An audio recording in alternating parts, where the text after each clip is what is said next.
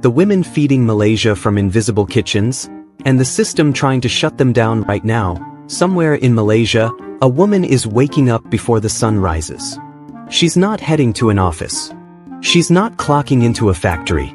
She's lighting her gas stove, washing rice, slicing cucumber, and frying anchovies, because in the next 3 hours, 60 people are counting on her to feed them. Her name is Rohani. She's 58 years old. She's a widow. And technically, what she's doing is illegal. But wait, before we go any further, please subscribe to this channel so you never miss out on content like this. Hit that subscribe button right now, drop "I subscribe" in the comments below, and I will personally welcome you into our community. This is a story that needs to be heard, and I need you here for it. With that said, let's get into it. Every single morning, across the streets of Chao Kit, Klang, Penang, Johor Bahru, and hundreds of other neighborhoods in Malaysia, tens of thousands of women just like Rohani are doing the exact same thing. They sell. They survive. And they do it entirely beneath the radar of a system that hasn't figured out whether to embrace them or erase them. Over 500,000 home-based food businesses operate in Malaysia today. Most of them are run by women. Most of them are unregistered. And most of the people who eat their food have absolutely no idea that the woman who cooked their favorite nasi lemak, their key lapis, their banana leaf rice, could be fined, shut down, or prosecuted at any moment. This is not a story about food. It's a story about survival. About a system built for a different era, being weaponized against the very people it was supposed to protect. And it's a story about what happens when invisible women refuse to stay invisible. Let's go back to Rohani. She grew up in Kelantan, moved to Kuala Lumpur in her 30s when her husband found work in construction. They lived simply, small apartment, 2 kids, modest but steady. Then in 2018, her husband died of a sudden heart attack. No savings. No insurance. 2 children still in school. And Rohani, who had never worked a formal job in her life, was suddenly the only thing standing between her family and the street. She did what she knew how to do. She cooked. She started with 20 packets of nasi lemak, sold from a basket at her apartment gate. Word spread. 30 packets. Then 50.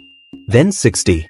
Within a year, she had regular customers, factory workers, school canteen helpers, Grab drivers making their early morning rounds. She was making enough to pay rent, cover school fees, and even send a little back to her mother in Kelantan. "Ini rezeki saya," she told a community volunteer who interviewed her last year. "This is my livelihood." Then one morning, a city council enforcement van pulled up outside her building. 2 officers came to her door. They said neighbors had complained. They said she needed a license to operate a food business. They said if they came back and she was still selling, she would be fined up to Ringgit 10,000. Rohani sat down on her kitchen floor and cried. Not because she was afraid of the officers, but because she had no idea what she was supposed to do next. Here's what most people don't understand about the home-based food economy in Malaysia. It didn't appear out of nowhere. It wasn't created by laziness or by people trying to dodge the system. It was created by necessity, and it exploded during one of the most traumatic periods in this country's modern history. When the COVID-19 pandemic hit Malaysia in 2020, and the movement control order shut down restaurants, hawker stalls, and food courts overnight, something remarkable happened. Women who had spent years cooking for their families suddenly started cooking for their neighborhoods. They posted on Facebook. They took orders on WhatsApp. They delivered on motorcycles or left food at the gate for contactless pickup. It worked. People needed food. These women provided it. And in the middle of a national crisis, a quiet, decentralized, women-powered food network held communities together when the formal economy couldn't. By the time restrictions lifted, many of these women had built real businesses. Regular customers. Loyal following. Steady income. They had discovered something profound, that what they had always done at home, the skill they had never been paid for, was actually worth something. And that's when the system started paying attention. Let me introduce you to Siti. She's 44 years old, lives in Penang, and started her home food business during the first MCO in April 2020. She made key, The kind her grandmother taught her, using recipes that hadn't changed in 3 generations. Ki talam, ong ku ki binka ubi. She posted photos on her neighborhood Facebook group. Within 2 days, she had 40 orders. By 2021, Siti was running a proper small business. She had a dedicated WhatsApp catalog, a weekly menu, and a small group of trusted customers who pre-ordered every Thursday. She was making Rm4,000 a month, more than she had ever earned in her previous part-time cashier job. Then someone reported her. A neighbor, apparently frustrated by the occasional smell of steaming pandan leaves drifting into their unit, called the local council. Enforcement officers visited. They found no hygiene violations. Her kitchen was clean. Her food was fresh. But she had no business license, no food handler certificate for commercial use, and no approval from the local municipal authority to operate a food business from a residential address. She was fined Rm1,500 on the spot. I sat there and I thought, I've been feeding people through a pandemic. I haven't made anyone sick. My kitchen is cleaner than some restaurants I've eaten at. And now I'm being fined like a criminal, Siti said. She almost quit. But she didn't. And the reason she didn't is something we'll come back to, because it's one of the most important parts of this story. Now, at this point, you might be asking, okay, but what about food safety? Isn't there a reason these kitchens need to be licensed? Shouldn't there be oversight? And that is a completely fair question. So let's look at the data. According to Malaysia's Ministry of Health annual reports, the majority of food poisoning cases reported in the country originate from commercial premises, restaurants, food courts, canteens, and catered events. Home-based food sellers, despite operating in far greater numbers than most people realize, account for a disproportionately small fraction of reported cases. A 2022 study published in the International Food Research Journal examined food hygiene practices among home-based food entrepreneurs in peninsular Malaysia. The findings were striking. 73% of home-based sellers maintained hygiene standards that met or exceeded those observed in small commercial food premises. Many of them practiced better food storage, used fresher ingredients, and maintained cleaner preparation areas, simply because they were cooking in their own homes, using their own utensils, for people they personally knew. This doesn't mean the system shouldn't care about food safety. It absolutely should. But the data suggests that the blanket enforcement approach being used against home cooks is not primarily about protecting public health. It's about something else entirely. Let's zoom out for a moment and look at the bigger picture. The UN Women 2022 Southeast Asia Economic Inclusion Report found that home-based work represents up to 30% of total household income for low-income women across the region. In Malaysia specifically, the Department of Statistics has identified food hawking and home-based food selling as the #1 informal employment sector for women over the age of 40. Think about what that means. We're talking about hundreds of thousands of women, many of them widows, divorcees, single mothers, women caring for elderly parents or disabled children, who have built their economic survival around a skill that their own government refuses to formally recognize. And here's the part that will make your jaw drop.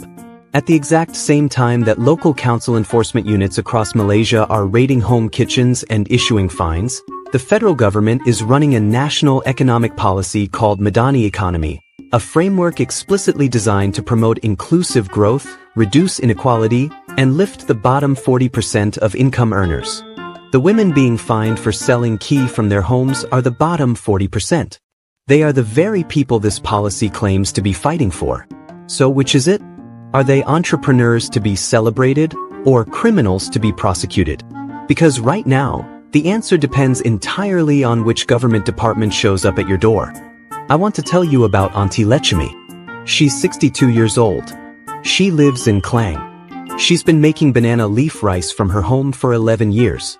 Her customers are mostly factory workers, Indian men and women who work long shifts and can't afford to eat at a proper restaurant every day. Aunty Letchumi charges Rm7 for a full banana leaf meal. The closest restaurant serving the same food charges Rm15. She is not just cooking food. She is providing an affordable nutrition service to a working-class community that has very few other options. In 2022, she was raided. Officers came, photographed her kitchen, and told her she had to stop operating. She didn't have a commercial kitchen license. Her home was in a residential zone. It didn't matter that she had been doing this for over a decade. It didn't matter that no one had ever complained about her food.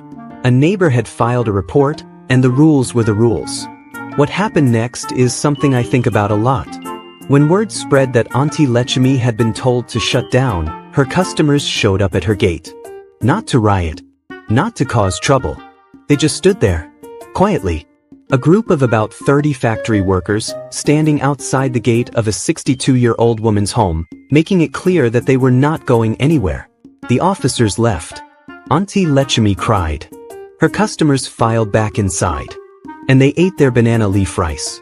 Sometimes resistance looks like standing at a gate. Sometimes it looks like 30 people choosing where to spend their RM7. Now let's talk about the system itself. Because the enforcement isn't random. It's structural.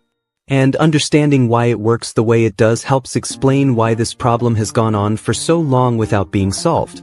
In Malaysia, food business licensing falls under multiple overlapping jurisdictions. At the local level, municipal and district councils have authority over business premise licenses and zoning compliance. At the federal level, the Ministry of Health sets food safety and hygiene standards. The Ministry of Domestic Trade handles business registration. And the Department of Agriculture has its own set of regulations for food production. For a home-based food seller who wants to operate legally, navigating all of these overlapping systems is not just complicated, it is, for most practical purposes, impossible. A formal food business license from a municipal council costs anywhere between RM 500 and RM 10,000, depending on the location and type of operation. That's before you factor in the requirement to operate from a commercially zoned premises, which immediately eliminates anyone cooking from home. To even qualify for a food handling certificate at the commercial level requires training that is not widely accessible in rural or semi-urban areas. And the application process itself can take months, during which the woman cannot legally operate at all. Compare that to the reality of someone like Rohani, who is making perhaps RM 2,500 to RM 3,000 a month in a good month, supporting 3 grandchildren, living in a rented apartment, and needs to be profitable every single week just to keep the lights on. The system is not designed for her. It was designed for businesses that already have capital, connections, and commercial space. It was designed for a different economy, and it is being enforced on women who are simply trying to survive in this one. Here is a fact that will stop you cold. Countries across Southeast Asia have recognized this problem and done something about it. Thailand passed cottage food laws that allow home-based food production for direct sale without commercial licensing requirements, as long as certain hygiene standards are met. Indonesia has a dedicated micro-enterprise food registration program that allows home cooks to register for free and operate legally within clearly defined guidelines. The Philippines has a Barangay Micro Business Enterprise Act that provides legal protection and tax exemptions to home-based micro-entrepreneurs, including food sellers. Malaysia has none of this. There is no cottage food law. There is no home-based food seller registration pathway. There is no legal framework that acknowledges the existence of the 500,000+ women who are feeding this country from their kitchens every single day. And this is not because the government doesn't know the problem exists. It's because the conversation keeps getting started and then stopped. In 2023, the Ministry of Domestic Trade and Cost of Living began quietly exploring a proposal to create a special registration category for home-based food businesses. The idea was straightforward: a simplified, affordable registration process, combined with basic food safety training, that would give home cooks legal status without requiring them to meet the same standards as full commercial operations. Civil society groups welcomed it. Women's rights organizations submitted supporting data. Food industry bodies raised concerns about unfair competition. And then, somewhere in the machinery of government, the proposal stalled. It was never formally rejected. There was no public announcement, no press conference, no explanation. The proposal simply stopped moving forward. Those who were involved in advocacy work around this issue say the resistance came from multiple directions: Local councils worried about losing enforcement revenue, commercial restaurant associations worried about competition from unregulated operators, and a broader bureaucratic reluctance to create what some officials privately called a two-tier food safety system. So the women kept cooking, the officers kept coming, and the invisible economy kept feeding the country. This is where I want to talk to you directly for a moment. If you've ever ordered food from a WhatsApp group, or bought tea from a neighbor, or eaten a packed lunch that someone's mother made and sold from a basket at the office, you have participated in this economy. You have been fed by these invisible kitchens. And the women who cooked that food for you are not doing it because they have no other options. Although for many of them, that is the painful truth.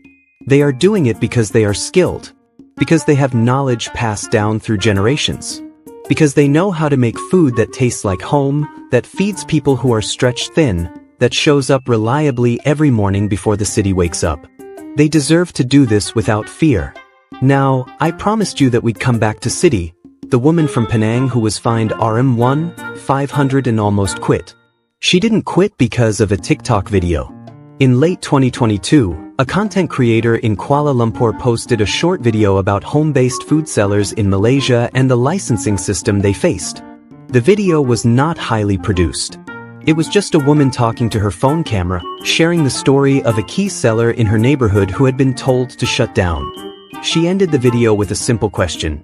If her key never made anyone sick and she's just trying to survive, why are we treating her like a criminal? The video went viral.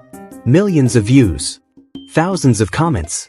People sharing stories of their own mothers, their own aunties, their own grandmothers who had faced the same thing. Siti watched that video the night after she got her fine. She said it was the first time she felt like she wasn't alone, that there were other people who understood, and she decided that instead of quitting, she was going to stay and fight. She joined Community Masak Rumah Malaysia, an informal collective of home-based food entrepreneurs that had formed in the wake of that viral moment. Together, they started documenting their stories. They started a petition. They reached out to MPs. They lobbied. They shared data. They made noise, the kind of organized, strategic noise that governments eventually have to acknowledge. By mid-2023, 3 members of parliament had raised the issue in Dewan Rakyat.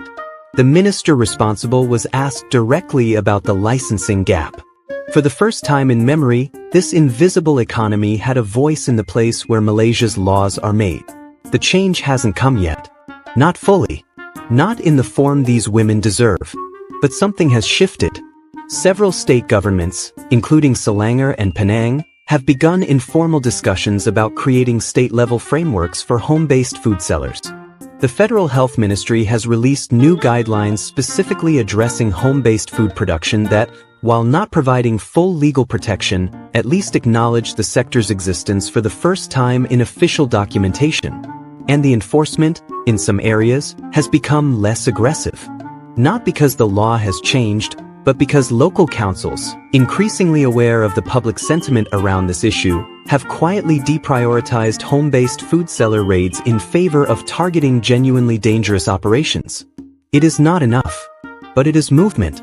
And in a system as slow as this one, movement matters.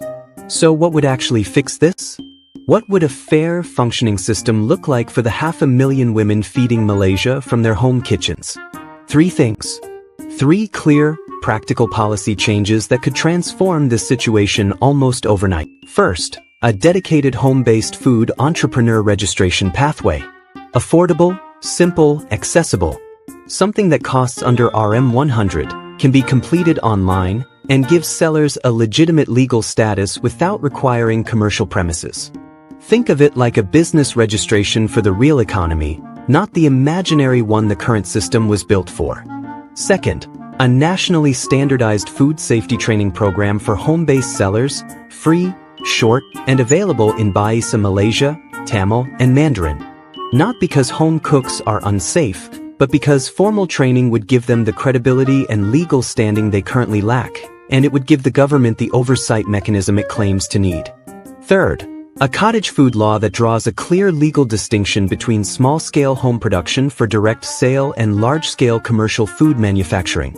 This is not a revolutionary idea. It exists in dozens of countries. It works. It protects consumers. And it protects the producers who, right now, have no protection at all.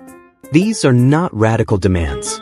They are basic recognition that the women who fed this country through a pandemic, who feed it every single morning before most people are awake, who have built an economy out of skill and necessity and love, deserve to exist, legally, within the system they are already sustaining. Before we get to the end, I need to pause for just a moment and ask you something. Is there a woman in your life? A mother, a grandmother, an auntie, a neighbor, who cooks and sells food from home? Who has built something real from a skill she was never paid to develop? Who wakes up before the city and goes to sleep after it, feeding strangers and neighbors and factory workers and office assistants, and does it all in legal uncertainty? If there is, this video is for her. Share it with her. Share it with anyone who knows her. Because the only way this changes is if people who are not directly affected start caring about the people who are. The women in these invisible kitchens are not asking for charity. They are not asking for sympathy. They are asking for the most basic thing any person who works hard deserves: recognition, and the right to work without fear. Let me end with Rohani. After the enforcement officers came to her door that morning, she stopped selling for 3 weeks. She was afraid.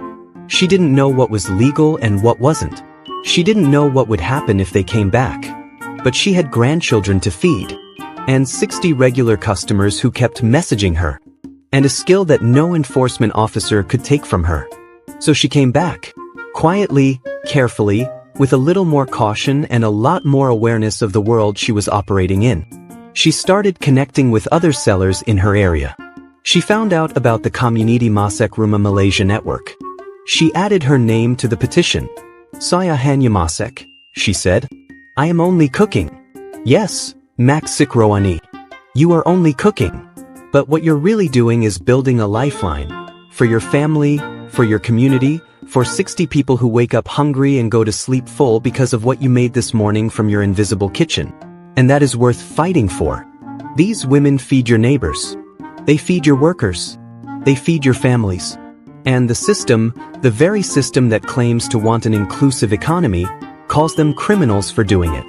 So here is the question I want to leave you with today. Should a widow, cooking nasi lemak from her kitchen window to support her grandchildren, need a RM 10,000 license just to survive? Drop your answer in the comments. Tell me what you think should change. Tell me if there's a woman like this in your life. Tell me if you've ever eaten food from an invisible kitchen, because I think most of us have.